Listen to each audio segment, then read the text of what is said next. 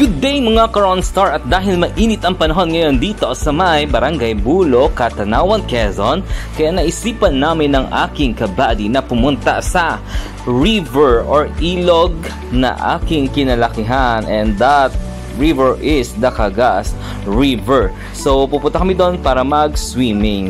And let us find out. Tara, samahan nyo kami kung ano ang meron doon. At ito nga pala yung mga dinaraanan dito. Ayan, medyo mabato. Actually, ito yung dinadaanan namin lagi tuwing pumupunta kami ng ilog nung kami ay mga bata pa.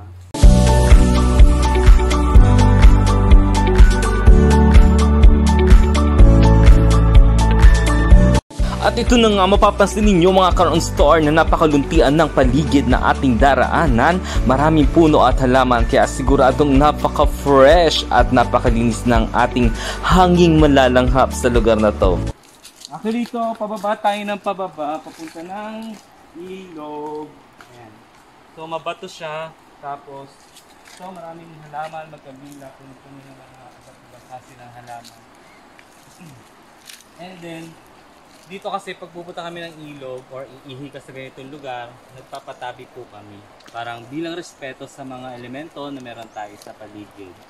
So sa mga videohan po, ayan, tabi-tabi po.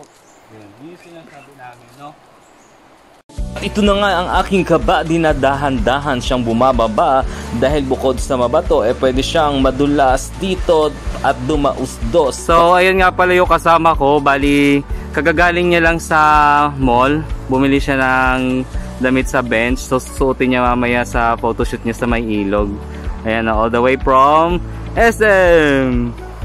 And finally, we're here na po sa may ilog, pero dahil kakaulan lang at bumaha, kaya ayan, unlimited supply po muna tayo ng Kopiko. Ayan. So, medyo malabo po yung tubig. So, sayang. Wala eh.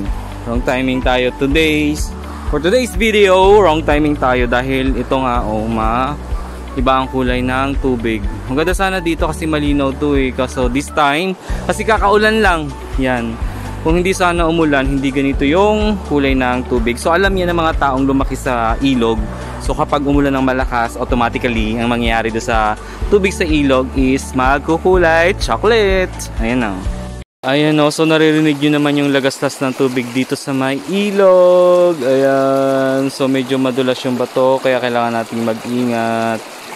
At kahit kulay chocolate ang tubig dito sa may ilog, hindi pa rin po kami mapipigilan ng aking kabady na ituloy ang aming photoshoot. Kaya abangan nyo yan sa aking susunod na video kung ano ang aming suot-suot at gano'ng kaganda ang katawan ng aking kasama. At medyo ako na rin siguro. Ayan, so thank you so much for watching and see you on my next video.